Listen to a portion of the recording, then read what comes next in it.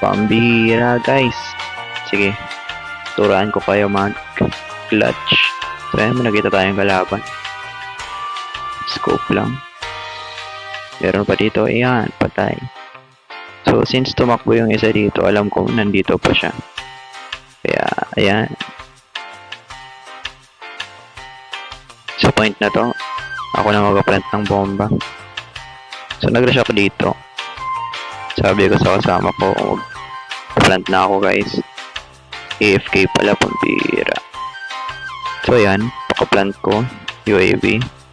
Narinig na akong footsteps kasi magkabilaan. Kinakabang lang ako. Ayun. Kala niya nasa taas ako eh. And release tayo ng RC and drone. And pack. Nandito pala siya. Yan lang. Thank you guys. Sheesh.